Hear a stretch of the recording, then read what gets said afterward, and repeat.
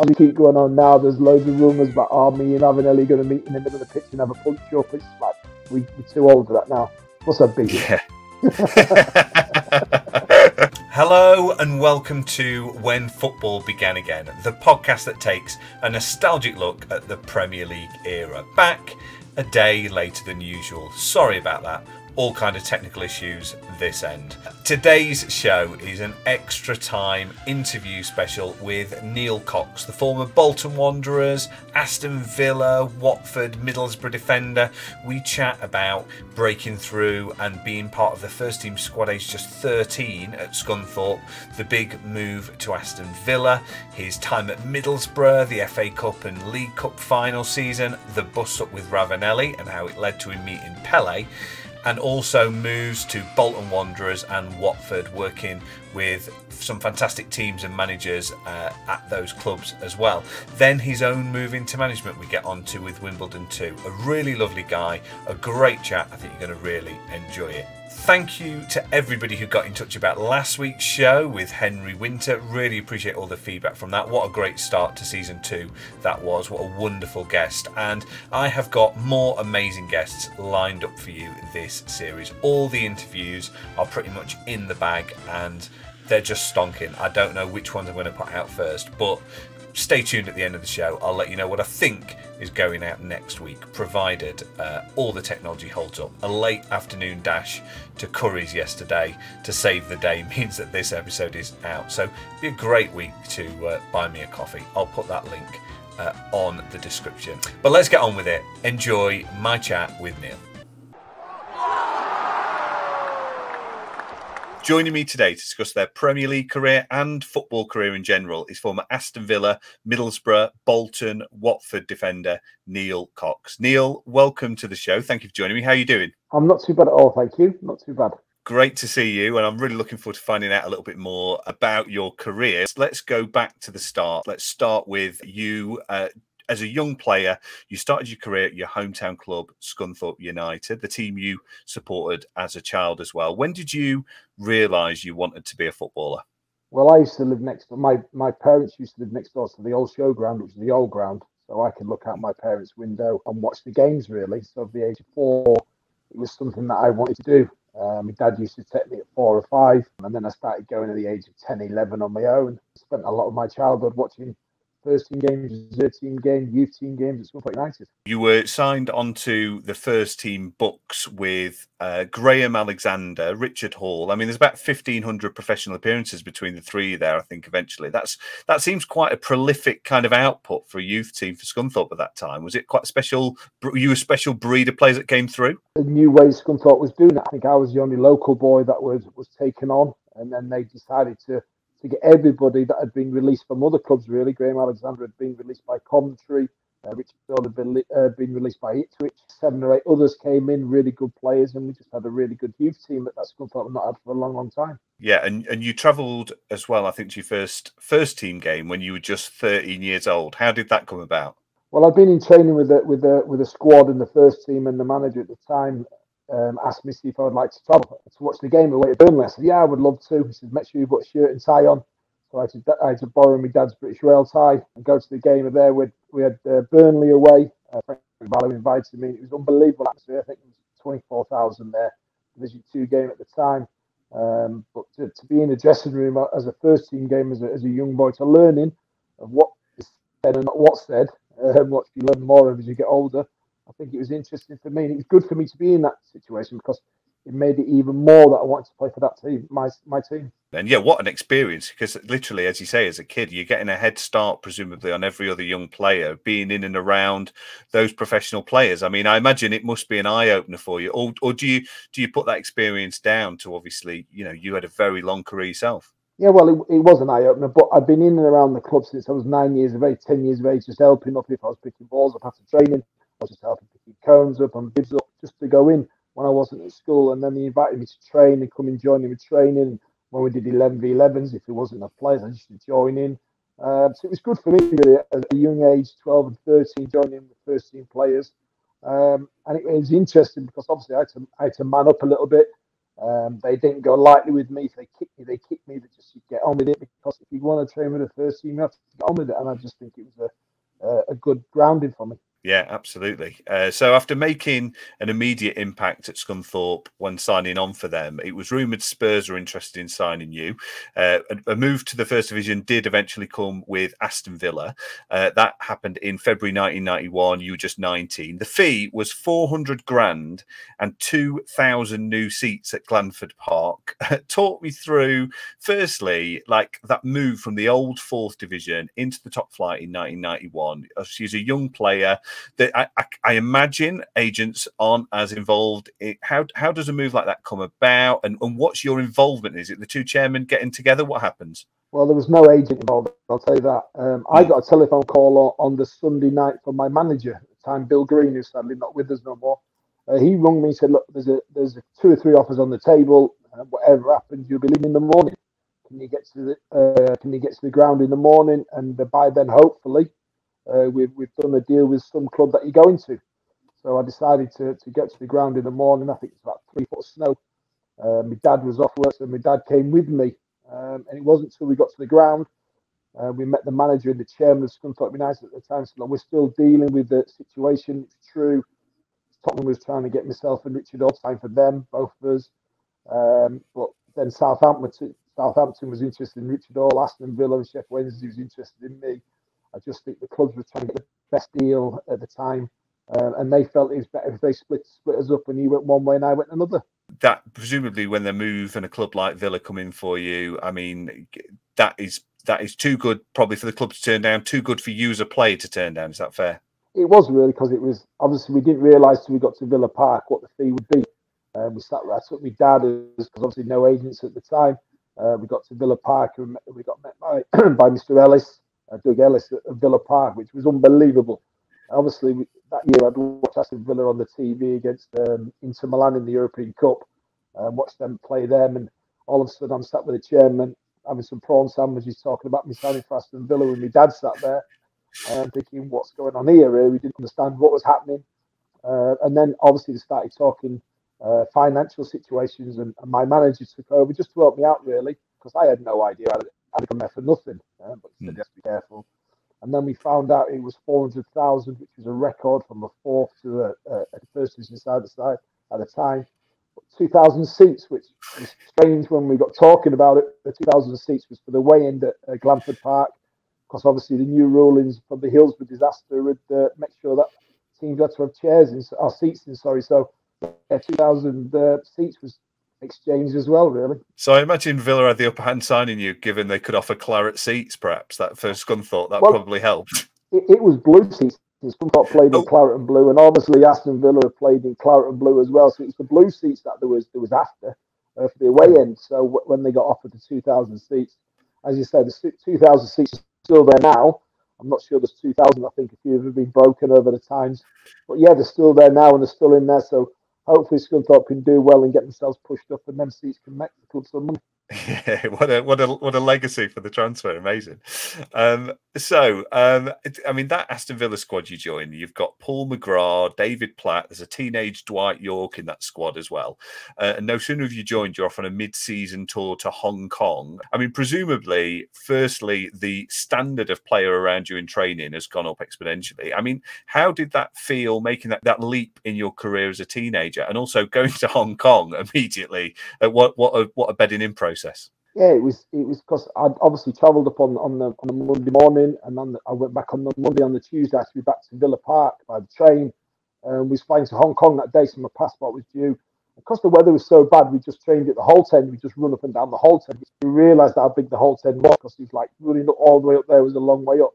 An hour or two later, I'm at Birmingham Airport, getting on a first-class flight to Hong Kong, meeting the place for the first time. I had met one or two Nigel Spinks and Gordon Cowans, because they come to watch Mark Liz play for Scunthorpe. So I had met them and he introduced them to me. So they made me really welcome. They got me a pint in before we got on the plane. We had a couple of beers before we got on the plane, and we got over there. We flew over there first class, and as you say, I've never seen anything like it. I was playing at Halifax one week, and all of a sudden I'm on a first class flight to Hong Kong.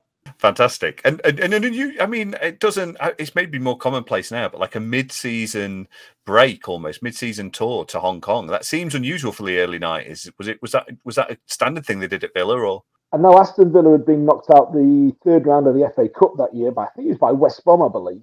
And obviously the bigger teams used to always be ready for the fourth and fifth round. So they had we had a full eight, I think it was about 12 days off really. So we flew to Hong Kong for a week and we played 2 games over there. Dynamo Kiev, I think, was one of them, and then Hong Kong 11 was another. So it's like a mini tournament that was set up for everybody else, for everybody to go over. And as you say, we went over, trained a little bit, socialised a lot, and played 2 games. So what a welcome to Villa. And by 92-93, the Premier League's first season, you make 14 appearances, scoring your first Premier League goal in a win against Everton. You play your part in a title push that does run out of steam a little bit in the final weeks. I mean, what was Big Ron Atkinson like to play for? Did he have you as a squad believing that you were going to lift that first Premier League era title? He had his believing, but he'd brought some really good players in, and he'd brought people like Kevin Richardson into the camp, who only won 2 championships, one with Aston, one with Everton. He brought Steve Stellington in, he brought Ray Houghton in, who'd won medals at Liverpool regularly. And when them boys came in, Andy Townsend's another one. When them boys come into the ground or into training, the training stepped up even miles higher than it already had been, because they was used to winning. And so I think them players that Ron had brought in, a winning mentality. Still had the players around the place like Nigel Spink, who won the European Cup with Aston Villa. He was still playing and still as good as anything. Paul McGrath was probably one of the best players that the Premiership's ever seen, and the best player I played with. Even though I only seen him train once in 4 years at Aston Villa. He only trained once because of his knee problems and other issues. And then Dalian Atkinson came back from Spain. He was on fire when he first came back, and he was a terrific player. And we had a squad that was ready to fight everybody, and it proved that we pushed Manchester United all the way. And Ron Atkinson, I mean, he seems like he'd be a lot of fun to play for. Probably a fairly straight shooter as well, I imagine, and perhaps from a slightly different era of manager than maybe what you see in the Premier League now. I mean, what was your relationship like with Ron? Mine was difficult actually, because one of the clubs I was meant to sign for Aston Villa was Sheffield Wednesday, and obviously at the time Sheffield Wednesday was a Division 2 side, and I turned them down and went to Aston Villa. So, but Ron was all about senior pros and not coaching young players. It was about getting senior pros in and knowing what to do. So every day we just had a 5-side or an 8-side. There's no coaching, there's no doing this, no doing that. You had to learn quickly, else you was just left out the training group, man, the squad for a Saturday. So yeah, we learned as it went on. But he was more for getting senior players. In Cyril Regis came into the football club. He was brilliant around the club. He was brilliant with youngsters. Learnt as all we did. He took us out in the afternoons and did a little bit extra with it. He was no coaching like they do nowadays and get you on the pitch and stand out there for hours. It's like, come on, let's have an 8v8 and then let's have some food afterwards and maybe go out for a few drinks and get a bit of team spirit going. And that's what Ron was like. One question I'm curious about, obviously, for players whose careers straddle kind of like the pre and post Premier League era, let's say. I mean, for the fan at home, things seems to change a lot because there was a lot more football televised and the way it was presented. I guess for the football clubs and the chairman themselves, there's a lot more money beginning to swim around and maybe the transfer fees. For you as a player, how different was that transition, I guess, from kind of going from an old First Division season into, say, the first couple of Premier League seasons? Was there much noticeable difference? The notable difference is the crowd seemed to be more younger people coming through the gates again. You saw a lot more children at the gates, so more kids coming through, which I think that's what they tried to do. But people wasn't used to playing on a Monday night. There was either a Tuesday night or maybe a Wednesday night. And then obviously they had Monday night football coming in. Sky used to play on a Sunday. That's what things changed, but you also saw a lot more sponsored people around the place using their money to get involved in football clubs, and then obviously players' wages started to go up a little bit. Then you can see the difference between the club's car park when you first turned up to the first year when people were driving in the new motors, the new signers was coming in bigger and flashier cars. During this same period as well, you make 6 appearances for the England under-21s. What was that experience like, being called up by England? Who was in those squads? What was that? How was that different, say, to your club career? Well, we had. I was playing for Aston Villa regular at the time, and had a good spell, so I got called up for Lauren McMahon's under-21 side. We had Jamie Redknapp, we had Andy Cole, we had Chris Sutton, Andy Orford, Richard Hall was in there again, who had both left Scunthorpe and gone to other things. We was both in the squad. But we just hit it off together. Everybody in the 21s was really, really friendly. Even though you kicked lunks out of each other on the Saturday when you met them, but you got on really, really well, and we had a really good group. And Lauren McMahon really looked after us and showed us how to handle ourselves as professionals in the international game, how you have to be careful, how you tackled in the international game, and how you treat people. And you pick people up when you played in the Premiership. Managers said, don't you be picking anybody up, leave them down there. But when you played in international football, you pick people up, you shook their hands, and you try to show that little bit of class, because referees would be a bit harsh and book you easily. And he just taught us how to play international football, really. And that's how it was done. It was a great experience with some brilliant players. As you say, Andy Cole went on after 3 games and played for the first team. Janie Redknapp went on. Steve McManaman stayed with us, and a great character, Steve. And it's nice to see him doing really well on TV. But we just had such a good laugh. And we all kept in touch. And when we went to play each other on the Saturdays, we met and we had a beer in the players' lounge. And it was really good, actually.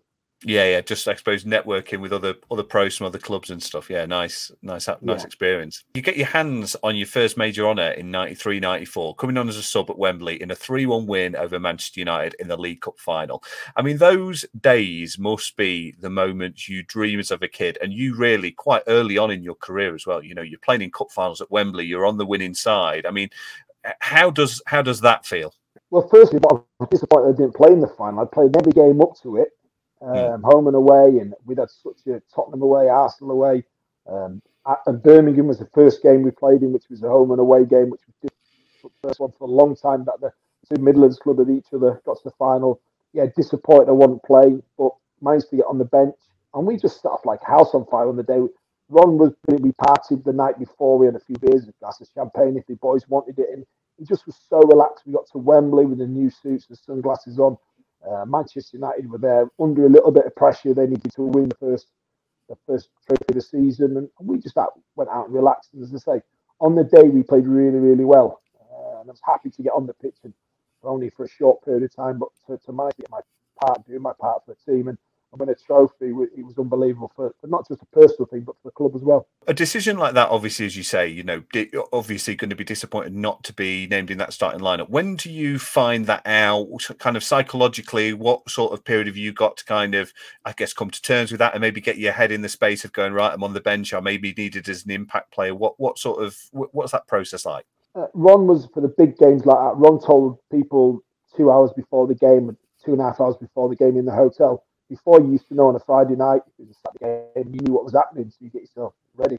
But he didn't tell anybody what was going on. He made a few changes, left a couple of people out that was even on the bench really. So yeah, I was disappointed I didn't start. But when I got to the knowing that I was sub and ready to get, well, I got myself ready because obviously Steve Staunton had only just come back fitness, and they knew he wouldn't play a full 90 minutes. So I knew I'd be getting some part of the game. At the time, there was only 2 subs, so I knew I'd be coming on. So I just got my mind right to say, look, I might have to do my part here, and hopefully it's a good part. And then getting to walk up those steps and lift a trophy again was amazing. Oh, that was unbelievable. And as I say, we was beating Manchester United. It was a pressurised game for Manchester United, but we played really well today. And it just before we went up, Kevin Richardson and a few of the senior boys told the young boys, make sure you enjoy this. Don't just walk around Wembley as quick as you can. You take your time walking around, because you might never get this again. It'll be one of the best atmospheres you'll ever see. And it was true. We took our time going up the stairs. We celebrated on the top with everybody, and then when we got on the pitch, we celebrated, and we were on the pitch for another 45 minutes afterwards. I think that's the experience that was shown in the camp. It was excellent for us. Yeah, because I guess especially as a young player as well, it could be easy to kind of, you know, just not absorb that. And those players who've been there and seen it before know to give that advice. Good advice, and the young boys did take their time. And it's like Muller shook every Villa's fans. There was 50,000 Villa fans there. Shook everybody's hand. yeah. Nice. And then the following summer, First Division side Middlesbrough break their transfer record, albeit briefly in a period of big spending for the club, to sign you for £1 million. You link up with Brian Robson, who I believe is a childhood hero of yours. Obviously, in this stage, you drop in a division, but as we know with hindsight, you drop in a division to go to a very ambitious project that is going to be in the Premier League within a season. So you win promotion, win the league in that first season. You're in the first division, team of the season on the personal level. It's also the final season at Ayresome Park where you seal the title and the only automatic promotion spot thanks to a John Hendry brace against Luton. That must have been an incredible season to be part of, a group to be part of, and a really exciting time to think that this team was clearly going places. What was that like for you, that move to Middlesbrough? How did it come about? And was that a big decision to drop a division? It was a big decision. The situation came around. We'd played Manchester United 8 weeks left the end of the season. The season before, when I had a bit of a run in with Brian Robson, there's a few tackles flying in, and I stuck up for myself. There was a bit of pushing and shoving in the tunnel afterwards, and all the boys were sticking up for each other. It was good.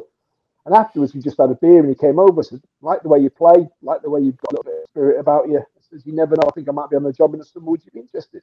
That's how it started with Brian Robson. And then, obviously, we was away with Aston Villa at the end of the season. And on the time I'd come, there's a telephone call from Mr. Atkinson with Brian Robson on the phone. So I knew it was for me straight away. So, yeah, I met up with Brian and Viv Anderson and the chairman, Mr. Gibson, at the old Ayresome Park. I didn't realise the chairman at first. I just heard this massive noise coming into the outside the office, and I thought, oh. And the chairman walked in with a pair of jeans and a t-shirt on. I just thought he must be the groundsman driving around in the tractor. And it was, and anyway, it ended up saying, "Oh, Mr. Chairman," and his brand new Aston Martin he's driving. And we got on really well. And then obviously they mentioned the fee. I said it'd been going to be the first £1 million signing. And he said, "Will you be under pressure? But we will bring in more." I said, "No, it's not pressure. I'd gone to Aston Villa for 2,000 seats. That's pressure." So we just got on really, really well. And as I say, I knew it was the right place to go play regular first team football. And Aston Villa, I was never guaranteed it. We had Earl Barrett and there's other play people in front of me.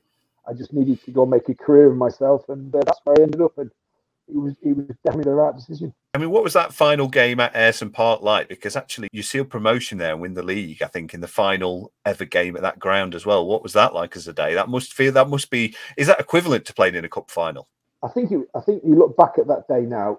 It was probably better. It was under pressure. We needed to win the game, but we got to the ground. I think I got a lift with my old friend Alan Miller. We got there about. We had to be there at 12 o'clock. We couldn't get to the ground at 12 o'clock. It was man packed everywhere outside.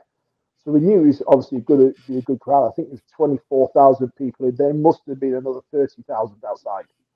So they was all waiting for the last game. All the old players who had played for Middlesbrough was going around the pitch and celebrating before the game. And we knew we was under pressure and we needed to win to get promoted at the last game. And then obviously go on to the big things of the new stadium. And it was just so much pressure. But we played well on the day. I did miss a penalty, which is a shame. I can remember we got a penalty from a corner. And I just looked round, the ball come to me and nobody wanted to take it. I just got closer and closer to the penalty spot. I couldn't see everybody hiding. Anyway, I took it and missed. But we won on the day, and as I say, it's probably the biggest game I've played in. We partied like no belief after it. Probably about 2 months, probably a month too much, but the atmosphere was electric at that place. Electric. Middlesbrough back in the top flight, and the first season spending big to reinforce the squad. Nick Barmby, Juninho, World Cup winner Branco will join the squad. You're a near ever present all season as you win 6 of your first 10 games back, which go a long way to securing your place in the top flight after a shaky second half of the season. You also get a crucial goal to beat title chasing Liverpool at the Riverside. So I mean, that sounds like a fantastic season, and playing with some of those players. I mean, Juninho, as a fan, he was an absolute joy to watch in particular. What was he like to kind of play behind? And are you just give this guy the ball and watch the magic happen? I think when you get to know Juninho, he was he was an unbelievable player that turned up to play for Middlesbrough as well, which is like out of this world. He was such a really good guy. He was such a nice fellow. Him and his family all came over from Brazil. They lived in Gubby Bar, which is a big community, but he just got on with everybody. There was people knocking at his doors and everything. And he was such a good fun to be around the place. He was probably the biggest Mickey taker, him and Nigel Pearson at the football club. And it was good to see that he joined in with the English mentality. If he went out socialising the day at the races, he would turn up. He'd been turned up in all the colours and people thought he was a jockey one day. He just got on with the English mentality. And as I say, he was a terrific footballer. He made us play. Him and Nick Barmby at the time, we played as 2 10s. It was excellent. And they made us all better players because in training every day, they trained as if they wanted to win every training session. So did we. And it's just the start of Borough's ambitious growth plans. A busy summer transfer window after sets your side up for the 96-97 season. That has to be, let's face it, one of the most remarkable ever recorded. We're going to dig a little deeper into that, but let's break it down. Firstly, Ravanelli, Emerson, Beck, Festa. What goes through your mind as an established player? I guess you've already been through it once, seeing the amount of quality coming through the door. I mean, is that sort of like reassuring that we're going places as a team? Are there any players in the team that kind of feel a bit threatened because positions are coming up for grabs with international players coming in? What does that do to a dressing room? Well, you all know when you stand for a big club, and Middlesbrough was aiming to be a big club. Aston Villa, you knew that was going to happen. Big players is coming in, and you needed to fight for your spot. But when Middlesbrough signed them, obviously Ravanelli came in. Then Nick Barmby started to rumours about him leaving, and somebody else came in, and rumours about somebody else leaving, and it seems the team spirit wasn't as good as it was the previous year. But top players were coming in because the club wanted to push themselves forward and try to be a regular top 6 team, which was unbelievable, thinking Middlesbrough was trying to get that way. But the chairman was looking at new training facilities at the time, which have gone to now, which is unbelievable. And they was looking for big things, and as I say, they signed Ravanelli, who scored goals in Champions League and won Champions League. Emerson was an unbelievable character and an unbelievable player. Did struggle at times the way the English trained and the English played. Not used to playing so many games, he's found it difficult. But Branco was a World Cup winner who said he was 33, and I think he was 37 on his passport. We wasn't sure about Branco. He had one or two stories that we wasn't sure about. But yeah, Brian and the chairman wanted to bring better players in for the club, and how they managed to get players in while I was there, and then after when I left, the other people that came in was incredible for the football club. Unfortunately, Middlesbrough embroiled in a relegation scrap for much of that season, but the real damage is done when the club failed to fulfil a fixture at Ewood Park after a flu outbreak in the squad. The Premier League would later impose a 3-point deduction to the side that will eventually be the difference between survival and relegation. What happened during that spell? Were you one of the players that was struck down? How did all of that come about? No, I was fine, and we didn't really hear about it. We know we had one or two problems, and we'd had one or two problems the day before. We'd had a few injuries. I must admit, there was a few injuries around the camp, but there was an illness bug going around the place. But it wasn't sure how many people had got it because we'd all got told to stay away. Really, obviously, mobile phones are just coming into it, but nobody knew really how to text. It wasn't texting your mates, see how you're feeling. So we wasn't too sure, and then obviously the game got cancelled, and then what's going to go happen? Nobody really knew, and then Blackburn wasn't happy because I think Blackburn that time was struggling as well, and they wasn't happy because they thought we had loads of injuries, and obviously it ended up being really bad because we got deducted 3 points, but still had to play the game as well. We got beaten the game 1-0. If we'd have just turned up and with a half a side and played the game and got beat, we would have been better off and probably still in the league. One of the very kind of controversial kind of moments, I think, in the Premier League's history during that era. Obviously, the cup competitions do provide some respite for the club, sort of. I mean, you make it all the way to the League Cup final where you play 120 minutes against Leicester City. The Foxes do go on to win the replay again after extra time. And then one of the most dramatic FA Cup semi-finals of all time against Chesterfield as well. 3-3, also after extra time. And this is coming towards that end of the season spell as well, when you're really in a dogfight now in relegation. I mean, a lot of very long games in terms of the Cups, although you do beat Chesterfield in the replay. So let's start with the Chesterfield games. What happened in those games? And as a dressing room, what was going on in that epic kind of first game against Chesterfield? Well, it's just a game that we'd done our homework. We prepared right. Everything was prepared right. And we started the game so sloppily that Chesterfield took the lead. And then there's something to hang on to. A couple of decisions went for us. Penalty decision that should have been a penalty to them to go probably 2-0 down and Festa getting sent off. Could have been a really problem. But with quality players around the place, Janino and Ravanelli at the time, shone in the end and got us out of the sticky situation. But like any time in cup competitions, you just don't know what's going to happen. And we've all played in these games where you go somewhere, you're not going to win there, and you do. Chesterfield knew they had one opportunity to beat us, and they should have beaten us, really. As I say, we got some unbelievable referee decisions at the time. I think if VAR had been around then, there'd been a lot more difficult decisions to be made. but we managed to stay in the cup competition, which we've done all season. Obviously, we've gone some difficult games and we played some hard ties in the FA Cup and in the League Cup, but we managed to stay in the FA Cup and give us another chance. And then they knew in the second chance they had no chance. They'd been given their opportunity in it, and in the replay, we easily beat them. And that sets up a game against Chelsea in the FA Cup final. And I know it's something you spoke about before, that obviously that FA Cup final was a big regret because you weren't in the team that day. There was, I guess, was it an instant in the build up to that game? What basically happened that meant that you weren't playing in that game? What happened was there was a few of us needed to see if we was fit. So I'd had a hamstring problem. Ravanelli had a hamstring problem. Nino had a calf problem.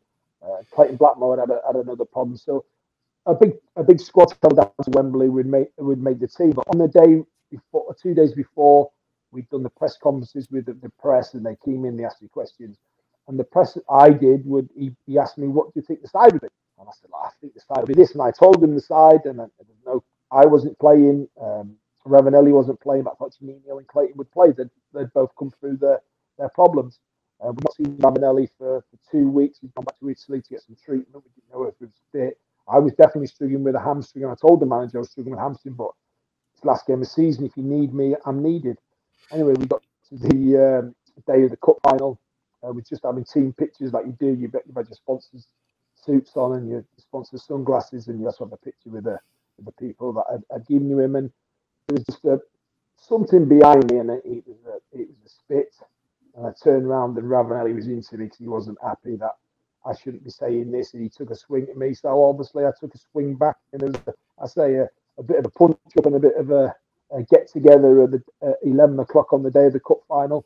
And obviously, we went back, and I wasn't in the team, but Ravanelli was, and things have changed because he never made one. I was disappointed he played, and so was the rest of the boys. The only person who said he should play was the manager. And I say he never did anything in the warm-up. He didn't do anything in the game. He came off after 10 minutes after he came off with a hamstring. He wasn't fit. Ravanelli, wonderful player, but not always best necessarily for the team spirit, or kind of so it goes. I mean, was that kind of bit of a breakup of the dressing room spirit that you were talking about that was kind of rife that season? Yeah, and I think he was a superstar. Rightly so. His career was gone. He's got many goals for Middlesbrough. And I think when you look back at it now, when we're a little bit older and probably going to dressing rooms when you are a little bit older, you need these top players in your side, and you get on with them. If they sulk, if they don't do this or don't do that, you just get on with it. I just think at the time when Middlesbrough had done so well with all the team spirit, having all the players sticking together, he wasn't used to it, and I wasn't used to it because I'd been brought up to be about the team. It's not about it's about the team. Maybe looking back now, you just think, well, you do need these players, and you have to play these players when they're unsure. But I just think that was the last game of the season. We'd already been relegated. We'd already been beaten one cup competition. I just think Mikael Beck was playing well. I just thought he deserved to play Mikael Beck, and that was my thoughts, and that was it. And I say, as we keep going on now, there's loads of rumours about me and Ravanelli going to meet in the middle of the pitch and have a punch up. It's like we're too old for that now. Plus, I'd beat you. And I mean, obviously that cup final, Roberto Di Matteo scores in the first minute. Obviously, you're gutted not to be involved, for all sorts of reasons, including the injury that you're carrying. But where are you watching that from? Are you, because it was a smaller bench back then as well, wasn't it? So where are you watching a smaller that bench? Yeah, I think it was only allowed something like 12 people on the bench. So obviously I wasn't, so they threw me off the bench really. So I ended up going up the tunnel, up the first lot of stairs, and I ended up getting a seat next to Pele. So I got next to Pele to the cup final. So I was very fortunate, even though my language was a bit disgusting after 24 seconds when we got, or even less than 24 seconds when we go 1-0 down. I was up there, and then obviously second half, the security wasn't around, so I sat on the bench really. So it was all right, but to sit next to Pele for the first game, I think that's his claim to fame. He sat next to me the FA Cup final, so he's happy with that. Fantastic. Well, it's not a bad substitute, I suppose, for playing in the cup final, sat next to Pele. But yeah, that's a disappointing day all in all. And I mean, within a week of the cup final, you do leave the Riverside to join Bolton, who've run away with the first division title and make you their first signing on the return to the Premiership. Was that kind of in the offing? Do you think the cup final thing? Obviously, there's going to be a lot of change because Middlesbrough are going down, so they're going to have to. There's going to be a lot of movement in players. again, how did that Bolton move come about? Well, the Bolton move come back. I'd been offered a contract by Middlesbrough, but I was disappointed they offered it through the post to me, which really the days of that happening was definitely over. And I was a little bit disappointed that I played all them games for the club and they could have said to me, they had to offer me a contract as to walk on a free. So they had to offer something. But to offer it through the post was a little bit embarrassing, I thought. And then I had one or two opportunities to go to Spain, one opportunity to go to Italy, because obviously there were free transfers then. And that's when the club decided to speak to me again, really, because they didn't want me to leave for nothing. They wanted me to go to England. And then on the way home, Brian Robson pulled me on the train. Look, I had Colin Todd on the phone. Would you like to speak to him? Said, yeah, I'm happy to speak to Colin Todd. And that's how it started, really. I just thought I'd end up in Spain or Italy, where I was favourite for. And my agent at the time was thinking, you've had some good press, you've had another good season, and there's a lot of clubs looking for you. But I went for talks to Bolton, met Colin Todd, looked around the new Reebok Stadium as we was moving into that year. They told me what the plans was. It'd be a 5-year plan, and they was moving forward. And they offered me a really good contract financially, but a 3-year deal. And I just think it was something that I wanted to stay in the Premiership. I guess even to this day, there's still not a lot of British players who moved abroad. But I mean, even back then, particularly, I mean, were there any particular Spanish Italian leagues, sort of the clubs that you're after looking at? There was. I mean, Udinese had been on the phone a couple of times, and Udinese spoke to my agents when I was at Aston Villa. There was an opportunity to go to them, but obviously I stayed in England. I was just about to get married at the time, so I just think it probably wasn't a good idea just getting married and then moving to a different country. Probably wasn't worked out. So when Bolton came in, as you say, financially, it was an unbelievable deal for me at the time because obviously the Premiership just started to kick off, and I was only a fullback, and then Bolton was paying really good wages out at the time to get people in. So I just thought it was an opportunity to go into a football club that was on the way up again, like Middlesbrough. And I thought it'd just be a really good, interesting case for me. Plus, I was looking forward to it for a new challenge. Yeah, as you say, the similarities with Middlesbrough are definitely there. You're joined by Mark Fish, Robbie Elliott, Dean Holdsworth, among others that season. You put in a very decent fist in against avoiding the drop. However, late goals at Stamford Bridge on the final day in a game where you just needed to match Everton's result means Colin Todd's men are relegated and have the unfortunate record of being one of just 3 teams to be relegated with the supposedly magic 40 points since the division was reduced to 20 teams. What do you remember about that day at Stamford Bridge? I mean, how difficult is it going into a game, knowing your fate's in your own hands, but at the same time, a really tough game like Chelsea? And are you aware of what's going on elsewhere in the other games? Is anyone keeping you informed? You are aware because obviously you can hear the murmurs around you, and we can remember the day. I can remember Chelsea put a really good side out, and we played really well on the day. It's had 2 or 3 great opportunities to take the lead, but then we heard that obviously I think it was Wimbledon had scored against Everton, and then obviously it had gone 1-1, and you could hear the murmurs around the ground, so we needed to attack. We just left ourselves open at the end and went down, and Everton had gone over them dodgy decisions where the goalkeeper of Wimbledon had dived over it. I think a few years later that they thought he got done for cheating. I think it's Van Sagers at the time. But also that season we'd had a goal against Everton that was like 2 foot over the line on a live Sky game that wasn't given. I think that's when they first started. The game was over the line, and it was miles over the line. And obviously that game I think we drew, and if we would have had 2 more points. And we was really disappointed to get relegated on 40 points and had that goal disallowed or not given. And obviously what happened with the Everton game, and there was a bit of cheating rumours and everything like this. And yeah, it was really disappointing and difficult to take, really, because we'd done really well. We'd looked strong, but had a lot of injuries halfway through the season at Bolton. As you say, Bolton had really come back, having at that time, I think Bolton had bounced once or twice. I think they had 3 or 4 seasons where they were promoted or relegated, but had made a much stronger fist of it. And obviously, you were a big part of that. I mean, you remain at Bolton following relegation and play a big part again in leading Wanderers all the way to Wembley in the playoff final. A defeat to Watford ends that 4-season run of Bolton being either promoted or relegated. Your next stop, though, comes a few months into the 99-2000 season when you head to Vicarage Road to join Graham Taylor's men, who are struggling on their return to the top flight after 2 successive promotions. I mean, that must be tough. Clearly, they're bringing you in as, at this point, an experienced player. You're an experienced top flight player, and Watford are struggling in that season. You're brought in to bring in some of that experience and leadership. What's that like going into, I guess, a dressing room where I imagine it's difficult because maybe confidence is low, a team's losing? Confidence was low around the camp, and a lot of these players had played Division 2 and Division 1, So I knew how they was feeling playing in the Premiership. Obviously, I'd be one of them players. And I just decided to go in there and be like a Kevin Richardson, that give me the advice and help me out. And it was my job to help them out, really, the younger players coming through and how difficult it was. But you needed to go out there with a smiling face and work as hard as you can, because you just never know. And that's what Kevin Richardson said, enjoy your football. So I was like a senior player coming in and learning them how to play, really. It was difficult. Graham Taylor was the manager, who was from Scunthorpe, same as I was.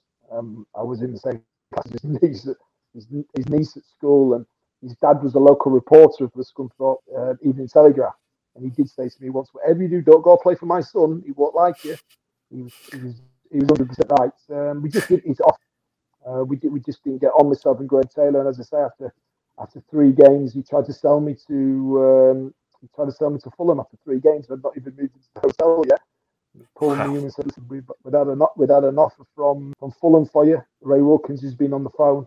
And I think Fulham were Division 2 at that time, and the Harrods person trying to buy everybody and do it really well at the time. So I said, "No, it's not for me." I said, "I've been in Division 2. I said, "I've come here. I've signed a 4-year contract. I'm happy to see it out." And that's how it went. Really, it was difficult times playing for that football club. And in that year, I thought. Yeah, I mean, obviously, you do remain at Vicarage Road for 6 seasons, which is remarkable to say. You potentially tried to sell you after 3 games.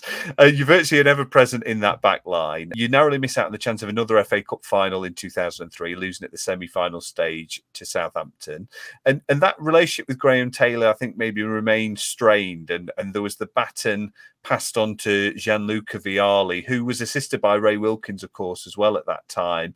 But actually, you eventually struck up a great relationship. Now, very sadly, all 3 of those men are no longer with us. But what was that relationship with those 3 men? Let's start with Graham Taylor. Did it ever get better? Did you ever get to the bottom of why it was so strained? I think Graham Taylor didn't like that I was coming in. I did have a moan up, I must admit. When we got into Watford, we trained with balls that was flat.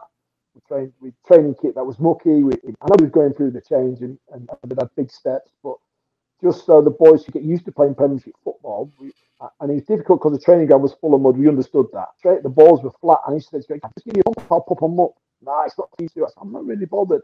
The bibs stunk. They're not being washed properly, and it's difficult. The kit man had too much to do." And he thought I was moaning generally. I wasn't. I was just trying to make sure that if we were the Premiership, let's act like Premiership team. And he didn't take it that way, and we just didn't get on really. And I think the rest of the boys must have got on really well with Kenny Jackett and the rest, but they could understand what I was trying to do. Listen, if you act like second division footballers, you're gonna play like him. That's what I say. But if you treat it like Premiership footballers, sometimes you're gonna pull you and get on with it. And that's what I'd learned from Andy Townsend and Steve Thornton. Just get the best, but demand the best. But if you're gonna demand the best, you've got footballers that are pumped up that you can train with, and that used to frustrate me. I think that's why we didn't get on. As you said, when Gianluca came in, he said that myself, Robert Page, and 2 or 3 others, that there was not good characters around the place. I think Robert Page was a Welsh international at the age of 21. He had 2 promotions. He was a really good character. But yet again, when he went away to Wales, the balls were pumped up, everything was nice for him. But when he turned up at Watford, there was no balls, and sometimes he used to train with 2 or 3 balls. It was like 22 of us on training. It just didn't work out. We got told that we wasn't wanted, and I think Pagey went. I had a 3-year contract left. It was difficult for me. Pagey left, which is a really good coach. It's good to see how Pagey done really, really well and managing Wales now. I like Pagey. He's a tough Welshman, and that's what I liked. And so I end up with Luca. Luca pulled me in on my first. I said, "Listen, you're not for me. I'm going to let you go." I said, "Well, I'm not sure where you're going to go. You want money from me, and how's this going to work out?" And Ray said, "Listen, just come in and train. The manager's really good. You like Gianluca, but obviously you don't want you to keep yourself fit, and hopefully somebody else will help you as much as I can." And that's how it started, really. And yeah, you go on to, as I say, that's the longest spell of your career at any club at Watford. And Gianluca, very, very sadly, we lost Gianluca in the last sort of 12 months or so. I mean, another incredible player who was just transitioning into management and coaching at that time, and obviously we're going to come on to your transition into management and coaching shortly. But I mean, it must be, what's it like to see a player who was one of the most iconic players in world football for a while there managing you? How does that feel? Well, he was brilliant when he came in Ray, and so I played against Ray a few times and got to know Ray a little bit. And Luca is unbelievable. He's an unbelievable gentleman. And I know that he told me what he had, but he treated me like everybody else. Nobody got treated. If it was the canteen lady or he was a first team superstar, he treated everybody the same. And as I say, he rang me up one day on a Thursday. He said, we've got a few injuries. I was already on the golf course by the time, so I wasn't playing. He said, I need you to come in, bring your tracksuit tomorrow. And I was looking at the phone and said, this is not the manager. This is one of the lads wound up. Yeah. Anyway, I turned up on the Friday, did bring the tracksuit, and I played on the Saturday. I played for Saturday, and he said, thanks for coming. I said, no problem, Gaffer. Listen, I'm still contracted to the football club. You're still paying me. I'm made to play football. So I played on the Saturday, I played on the Tuesday, I played on the Monday. And then on the Tuesday, he says, what are you doing Tuesday after? No, I said, nothing. I just fancy a game of golf. Yeah, so myself, Ray Wilkins and Kevin Hitchcock, we all went to play golf. And then on the night time, he says, what do you do? So I'm not doing nothing. So do you want to come round and get my driver to pick you up and come round to my house for something to eat? And that's how it changed. I was still on the transfer list, but he knew I was giving my all for the club. And he used to say, listen, this is the way I am. And I managed to change his mind somehow, that I just played and got on with it. And because I demanded him the training like I'd always done. And I had a moan up when my team lost it. And I think he liked that. And as you say, we played Grimsby away, and I'd had a go at a couple of players because they was late for the bus. We didn't start the game very well, 1-0 down at Grimsby. On my local derby as well, with the Scunthorpe lad, I wanted to win. And after the game, he stood me up in front of everybody and apologised that what had happened. He said that Graham Taylor had told him that I was a bad influence and he didn't see anything of it and he wanted me to come off the transfer list. As you say, we got on really, really well. Not just I did, the rest of the players really got on well. Then if he left you out, nobody moaned, nobody sort of did it in the right way with the right mannerism. And I say, brilliant player, but an absolute unbelievable gentleman. That redemption kind of paves the way for the longest spell of your career. You leave Watford in 2005 for Cardiff before finishing your playing career at Crewe and head into management at Leek Town before joining your old teammate Neil Ardley as his assistant at AFC Wimbledon. That period sees you win promotion from League Two at Wembley. You play at Anfield and also at Wembley against Spurs in the FA Cup, and of course 1 or 2 run-ins with MK Dons as well. How was that transition from playing to becoming a coach, and what are the memories that will live with you forever at Wimbledon? Well, first of all, me and Lardy met at under 21s. We both picked under 21s. That's how we got to know each other, and we became good friends. And when we played against each other, I was playing right back, or he was playing left wing. We used to kick lumps out of each other, but we used to have a beer in the bar. And then I managed to get him to come to Watford. We signed him, and we just become really good friends. The family, the kids, all become really good friends. So when we said, so if one of us gets a job, we'll take the other one with us.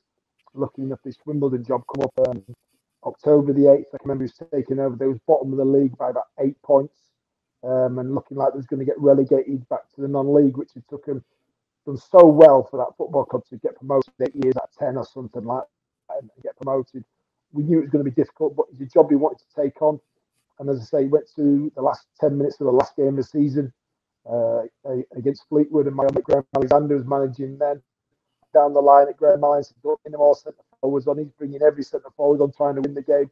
I'm trying to say, you're going to do us a favour. Anyway, we managed to stay up that season by last kick of the game, and we stayed up, and it went on. That's probably the biggest game I've ever been involved in, because it wasn't my job or the manager's job, or it was the girl in the office's job. It was the cleaner's woman's job. They would lose their jobs because the club was trying to go full time. And they've been part-time for a long time and got promoted, and we didn't want to be a part of that team that got relegated and back to the non-league. We wanted to be league coaches and a league manager, and that's how we managed to do it. So it's probably the biggest game that I've been involved with. And we became good friends, and when we played against each other, I was playing right back, or he was playing left wing. We used to kick lumps out of each other, but we used to have a beer in the bar. And then I managed to get him to come to Watford. We signed him, and we just become really good friends. The family, the kids all become really good friends. So when we said, so if one of us gets a job, we'll take the other one with us. Looking at this Wimbledon job come up October the 8th. I can remember he was taking over. They was bottom of the league by about 8 points, and looking like they was going to get relegated back to the non-league, which it took them done so well for that football club to get promoted 8 years out of 10 or something like that, and get promoted. We knew it was going to be difficult, but it's a job we wanted to take on. And as I say, went to the last 10 minutes of the last game of the season against Fleetwood, and my mate Graham Alexander was managing then. Down the line at Graham Allen, bringing them all centre forwards on. He's bringing every centre forward on, trying to win the game. I'm trying to say, you're going to do us a favour. Anyway, we managed to stay up that season by last kick of the game, and we stayed up and it went on. That's probably the biggest game I've ever been involved in, because it wasn't my job or the manager's job, or it was the girl in the office's job. It was the cleaners' job. They would lose their jobs because the club was trying to go full time and they've been part time for a long time and got promoted. And we didn't want to be a part of that team that got relegated and back to non-league. We wanted to be league coaches and a league manager, and that's how we managed to do it. So it's probably the biggest game that I've been involved with. Some absolutely huge games in front of huge crowds, but as you say, maybe that weight of responsibility, I guess, for a team like Wimbledon, and it must have been amazing to have to again take the club into League One, to walk out at Anfield, to walk out in the FA Cup against Spurs at Wembley. How does that kind of compare to, you know, you played in some huge occasions as a player? Talk me through kind of how does that feel emotionally different when, you know, you've still got a huge part in that day and a lot of responsibility, but you maybe can't influence it with your performance on the pitch? I think that's the difference, and that's why we're still involved in this game, because you never get better than being a player. Never. And then you want to be obviously a manager or a coach. But as soon as you go over that white line, the player's there's nothing you can do. You can jump up and down on the touchline and scream and shout as much as you want. But then big games, not only they cannot hear you, they're not going to take much notice of you anyway, because you just look like a madman still on the touchline jumping without pulling your hair out. So that's what I felt when I was playing. When the manager's jumping, I said, what's he going on about? I can't hear you. So that's how it was. You just have to be calm in the situation. But that's how you have to be. You have to tell the players that you're in a calm situation and you look like you know what you're doing, even though you're jumping up and down and you don't. But you know, you're trying to look after everybody else. You're not an individual on the pitch, which I know you're a team, but you've got to do your job first and then help your mate out. But when you become a member of staff or a manager, the whole football club's on your shoulders, and you want to do really well as a coach, because there's only 92 league clubs and there's only 92 jobs you're going to get. As a player, you know, well, if I can go there as a sub, I can do this. But as a manager or a coach, it's difficult. And I'm fascinated as well by that, because there's certain managers, and immediately Mikel Arteta comes to mind. I think Antonio Conte, some of these managers that maybe don't stop on the touchline, that are just constantly giving directions out. Now, you as a player, as a manager, what do you make to that? These are the elite of the elite players? Are they listening to what's going on, or are they just calmly nodding? As you say, we play at Wembley, and we turn up at Wembley to play Tottenham in the FA Cup. We see the team sheet, and we've had a look thinking, well, they're not going to play strong side. They've got Wimbledon at home. They've got a massive game coming up the following weekend, and they put a full team out. Harry Kane's captain, and we're looking up there, and then you come out, and it was 0-0 for about 30 minutes. You can see Pochettino going mad on the side, but they can hear him. So me and the manager there's no point me and you going to shadow, because we can't. Our players not going to. You looked at top managers; they're in the same situation, and it was really nice after the game. We went into their office, had a beer with them. And he said, "Will you give them 2 days off now?" No, I can't trust these players. If we got 2 days off, they'll come in sloppy. And we say exactly the same thing, even at our age and of our players. And we had people in Brendan Rodgers came in. Brendan Rodgers must have sat in our office for about an hour, having a few beers, and if he can help us out and do this and do that. He had the same problems with top players that we was having the same problems with lower league players. It's just how you play better and better. But it's good insight to us, and as you say, they made him welcome. I think working for that football club, when you realise what they've gone through, everybody knew the story. Pochettino knew the story about Wimbledon, unbelievable. You have to be MK Dons in 2 weeks' time. If he knows that, you know you're working for a good club with a great story. Yeah, and that, I think, if I'm not mistaken, you were part of that management team for those first games against Milton Keynes as well. I mean, again, that must have been a real build-up and a real circus around those games. And again, what are you telling your players in a game like that that's so charged with emotion? Well, it was our second game. It was our second FA Cup play away from home, away at MK. And we knew there would be a big crowd, and we knew there'd be hostile. Obviously, I played in the Birmingham game against Birmingham, Aston Villa, that was hostile. I played for Middlesbrough, Sunderland. I played for Bolton, Burnley. They were Scunthorpe, Grimsby, even I'm from. We got there and we looked, and obviously the way was packed. But MK club had opened the side of the stand so any fan could turn up. No matter what team you support, you could turn up. Well, there must have been 1,800, 2,000 fans in there, all in their own team shirts. Southampton, Middlesbrough, Leicester, anybody. Torquay was there supporting Wimbledon, and it was brilliant to see. And to be fair, we was the underdogs. MK gone with it. I think we conceded the last kick of the game and got beat, but what an atmosphere, what an opportunity. And we just knew when we did play them in the league, we had to beat them at home. And as you say, we beat them at home in our first game at home. And the atmosphere was unbelievable. I didn't think we left the ground till 3 o'clock that morning. It was a night game. And we didn't leave till 3 o'clock in the morning. The Wimbledon fans were still out. There was thousands and thousands that never got in. I just think I wanted to prove to everybody that it was good to see the old Wimbledon come back. Yeah. An incredible story that of Wimbledon's rise through the leagues. And then you step into the dugout as a manager yourself back at your first club, Scunthorpe United, in 2020-21, during a season that was largely played behind closed doors, keeping the eye in League Two. Obviously, it's been a really difficult few years for that football club. They now find themselves starting next season as we record this in National League North, the 6th tier. It seems like a football club in free fall for a variety of reasons. I mean, how did you find that spell? That must have been, I suppose, was it a head versus heart moment? Because obviously it's a club that means a lot to you, but it's clearly been in a lot of difficulty for a while now. Yeah, and obviously I knew there was having problems, but when opportunity comes into manager, I'd had 1 or 2 before and I turned them down. I've gone with Neil Cox to Notts County, which was a different challenge there, and for difficult reasons. That was hard as well with the chairman having pulling out his money. But when I went to the chairman of Scunthorpe, he told me, to be honest, I'm trying to sell the club. But he gave me the opportunity to do it. What you're going to have, and that's how you do it. And I thought that'd be fine, but we had loads of problems behind the scenes that nobody knew about, and I was trying to deal with it as a first-time manager was difficult, and to stay up the first season was unbelievable how we managed to stay up. The second season came in, and the budget got dropped probably about 75%. So I was playing with a budget, and I know now that they've got a bigger budget this year in Conference North than I had in League Two. So I was getting players in for £200, £150 a week, and borrowing players from Middlesbrough and other clubs on loan for 50, 60 quid. I said, that's all I've got. And he knew it was going to be difficult. As you say, I lasted 14 games and I lost my job. And I was disappointed because I just thought I could have kept them up. Even with the budget I had, we was in there fighting. And I said, when I left, they only won 1 more game. And I think last season, only won 7 games. I've only won 8 games since I've lost. And it's disappointing me that I lost my job. But it's a results-based business. We know that. But to see the club where they are now is really difficult. And I said I did a little bit of work last year with the radio. Really, really difficult to watch that football club that was my heart for all that time. And I played for the management that was in the slippery slope. And hopefully they do play next season. There is a team. Because they're still having off-field problems with the chairman and the new chairman. Are they going to be able to play at the ground? Are they going to be able to sell the ground? Is he building the ground? There's a lot going on that nobody really knows anything about. It's always awful to see when any football clubs in such distress as Scunthorpe United are, and hopefully it will be a brighter near future.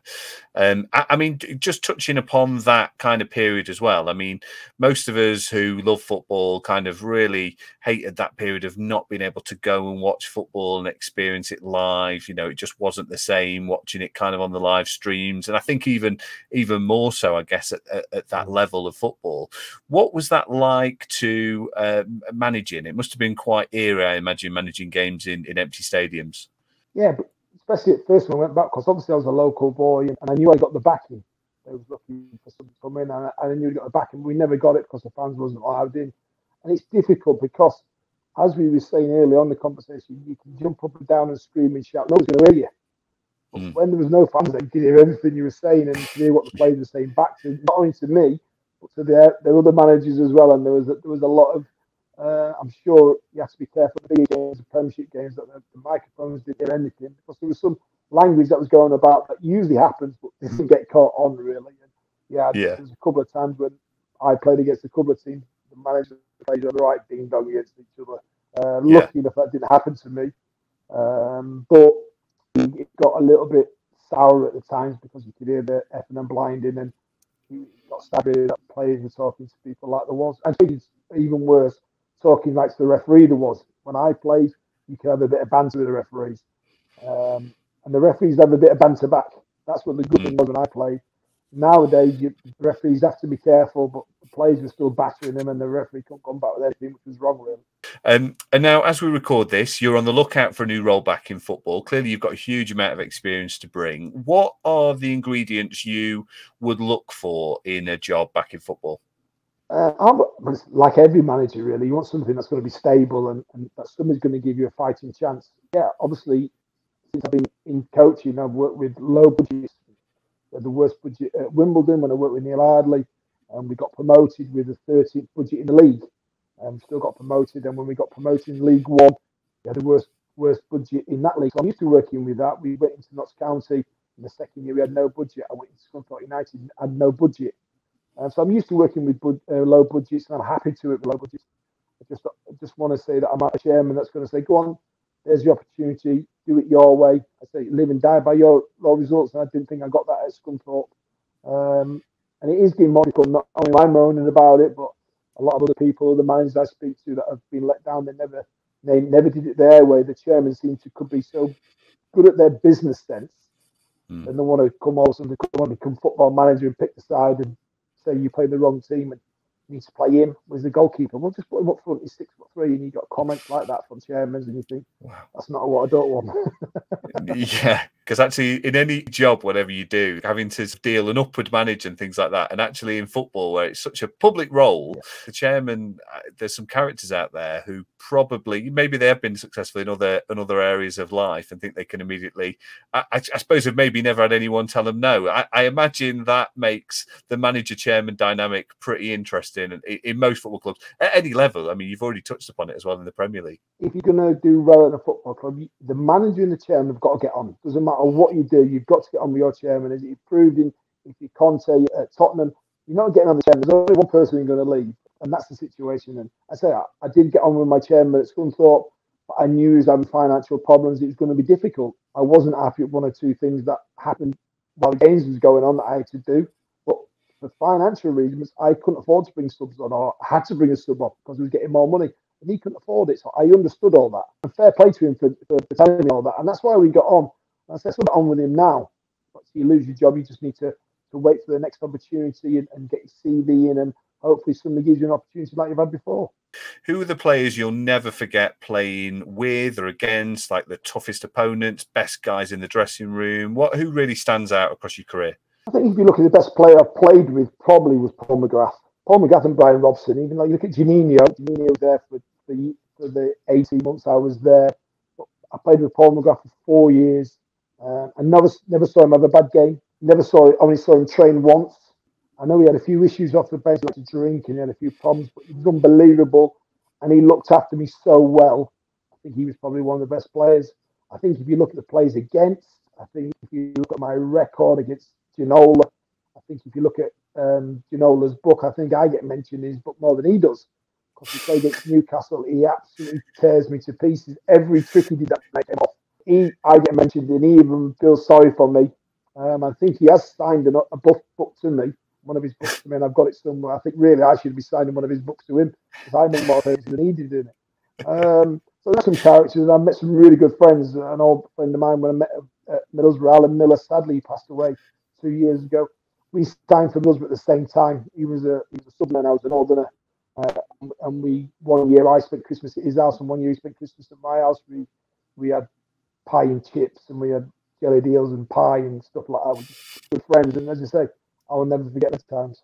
We've covered quite a few of them. I mean, you made over 600 professional appearances, 143 of them in the top flight as well, scored 38 times, 6 Premier League goals to your name as well. We've perhaps already covered a few, but what do you consider to be the real highlights of your career? I think as a player, I think probably getting promoted was Middlesbrough. Only one team went up, new stadium under serious pressure. And we had a good side. Yes, we did have a good side. We still got to do it. And it was fantastic. That's probably as a player. And as you say, to keep Wimbledon up that first year under so much pressure, we might lose our jobs. Players might not get paid properly. But players, people in them offices and then people that had worked hard and sold for 10 years to get that club back, that was the pressure that I felt so much. Well, look, Neil, that's been an absolute pleasure to talk to you. Thank you so much for reliving your career with us, and I hope to see you back in football very, very soon. Cheers, Carl. Appreciate that. So that was my chat with Neil. What a lovely guy. So much to offer in football. I really mean that when I say that. I can't wait to see him back in football. There's clearly, he's got so much passion for it. He's clearly really keen to get back in and get that opportunity. And what great experience he's got with those Premier League years in that first decade in the Premier League. He was a real mainstay for a lot of teams during that period, and then his own managerial experience, especially at Wimbledon. So hope Neil will be back in a dugout before too long. Next week's show, I think, is going to be a Deserted Island Matches special with Raoul Coley. Raoul is a brilliant Geordie comic, and his affiliation and affinity with Newcastle United is something to behold. He is so passionate. We actually recorded it the back end of last season when it looked very likely but not certain that Newcastle would be in the Champions League. Of course, as this week they will be kicking off back in the Champions League, so we talk all about that. The following day he was filming a top secret project that he literally couldn't tell me about and couldn't reveal. It was the Amazon Prime series all about Newcastle, so he appears on that as well. So if you have watched that, you may recognise him from that. But just an infectious personality, so much enthusiasm about football, about life, about comedy. A really great guest, and I think that's going to be next week's episode, provided all of the technology holds up. As ever, please leave us a review, give us a share, send it in your WhatsApp groups. I really, really appreciate every share, every click on social media, every heart, whatever it may be. I really, really appreciate it. And if you're able to and you want to buy me a coffee, buymeacoffee.com/when football began again. You can leave a small tip if you've been enjoying the show and you just want to make a small contribution to the rather large purchase I made yesterday at Curry's. That would be appreciated, but this show will always be free at the point of entry, so if you are not in a position to do that, please just enjoy the show. So that's it, I think. I will be back next week, I think, with Raoul Coley. In the meantime, thank you very much for your continued support. Thank you for continuing to listen to the show, share the show, leave reviews. I really appreciate it. Hope you enjoyed my chat with Neil Cox today. I'll see you back here next week for my chat with Raoul Coley and his Deserted Island Matches. See you then.